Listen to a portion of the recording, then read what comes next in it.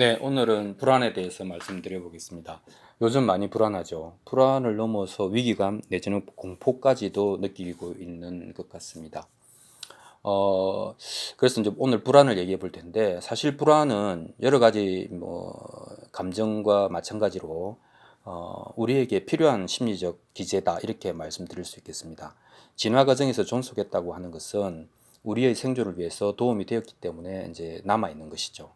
그래서 그러면 이 불안이라고 하는 것이 긍정적으로 작용할 수 있느냐, 어떻게 작용하느냐 하는 것을 두 가지 말씀드리겠습니다. 첫 번째는 이제 미래를 준비하게 하는 거죠. 대비시키는 거죠. 겨울이 오면은 장작을 쌓아놔야 되지 않겠습니까? 뭐 이거는 미래를 준비하는 거죠.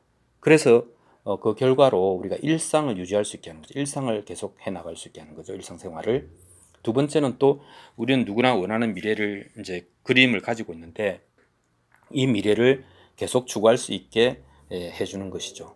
그래서 불안의 첫 번째 기능은 준비시키는 것이다. 이렇게 말할 수 있겠습니다. 그래서 준비를 잘 하면 불안은 합리적으로 내려가는 것이죠. 두 번째는 그런데 이게 안 될 수도 있잖아요. 잘 안 될 수도 있잖아요. 또 아무리 생각해봐도 견적이 안 나올 수가 있지 않습니까? 그러면 두 번째 불안의 기능은 어떻게 되는가 하면 자기 삶의 우선순위를 재조정하게 합니다. 조정하게 합니다. 그래서 경영에서는 합리적 포기라고도 하는데 더 중요한 것을 위해서 덜 중요한 것을 버리는 것이죠. 근데 여기 이제 명점이 하나 있는데 평소에 이런 가치나 그 우선순위가 정리되어 있지 않으면 좀 허둥대거나 당황하겠죠. 그러면 이 작업이 잘 안 될 수가 있습니다. 그러니까 이 재조정이 잘 안 되면 이제 불안이 합리적으로 내려가기는 어려울 수도 있습니다. 어쨌든 불안은 이처럼 정상적으로 작동하기만 한다면 우리의 미래를 합리적으로 준비하게 해주는 아주 좋은 기능을 갖고 있습니다.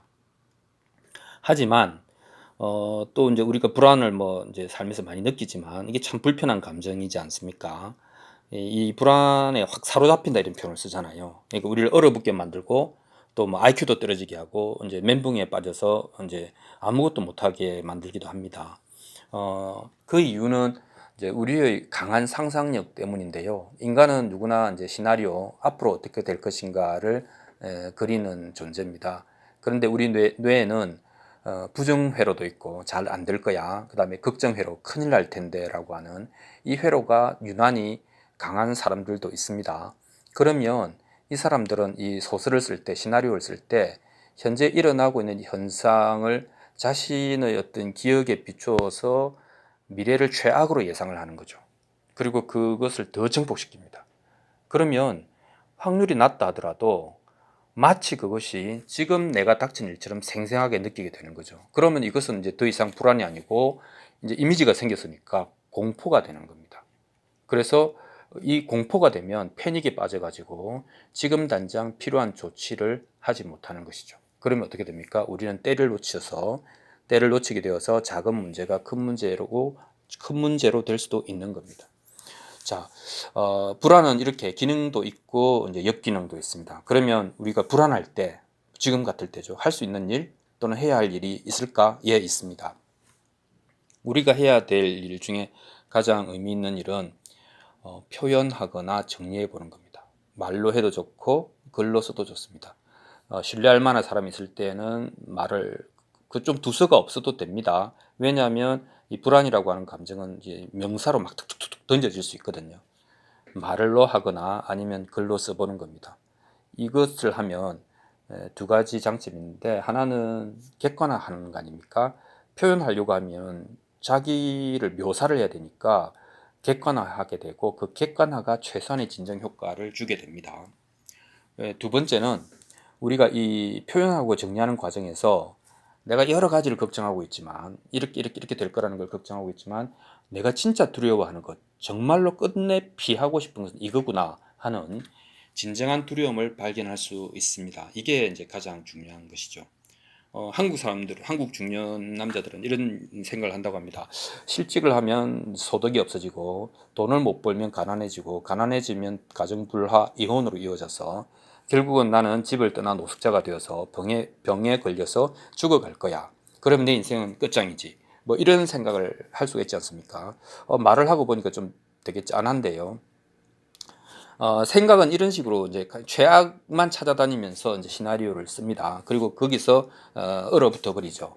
그런데 이렇게 표현하거나 정리해 보면서 근데 이런 거 말고 이 중에서도 진정하게 자기가 두려운 게 있을 수 있죠. 정말 피하고 싶은 게 있을 수 있죠. 예를 들면 가장으로서 가족을 실망시키고 싶지 않다라고 하는 것, 가족이 실망하는 모습을 보고 싶지 않다 하는 게 진짜 두려움일 수도 있잖아요. 이런 것을 이제 발견할 수가 있게 된다는 겁니다. 그러면 자기는 그 두려움에 집중할 수가 있죠. 그래서 나는 정말로 뭘 두려워하는가 하는 것을 알게 되면 세 번째 그리고 가장 중요한 단계가 있는데 뭘 하려고 하지 마라. 이 불안한 발견한 진정한 두려움에 대해서 뭘 조작하거나 작업하려고 하지 마라. 합리화하거나 회피하거나 아니면 자기를 비난하거나 뭐든 좋습니다. 다른 상황을 원망하거나 그런 걸 하지 마라. 있는 그대로 그저 직면하라 하는 거죠. 그래서 있는 그대로 직면하면 그 자체가 자신의 상태를 알려주고 자신을 바로 잡아줄 수가 있습니다. 그래서 만약에 그런 원하지 않는 일이 일어났더라도 사실 삶이 깨지는 게 아니고 깨지는 것은 내가 그려놓은 그림, 생각인 것이죠. 그리고 삶은 계속됩니다. 그리고 또 우리가 사는 한 그림은 다시 그려지는 것이죠. 이렇게 자기의 불안 중에서 진정한 불안을 발견하고 그 불안을 가만히 바라보고 있는 것이 우리가 할 수 있는 최선이다. 그러면 보는 것이 가장 크게 행동하는 것이다. 보면 달라진다 하는, 찾아내면 달라진다 하는 것입니다. 오늘은 불안한 시대에 불안에 대해서 여러분에게 간략하게 생각을 한번 나누어 보았습니다. 감사합니다.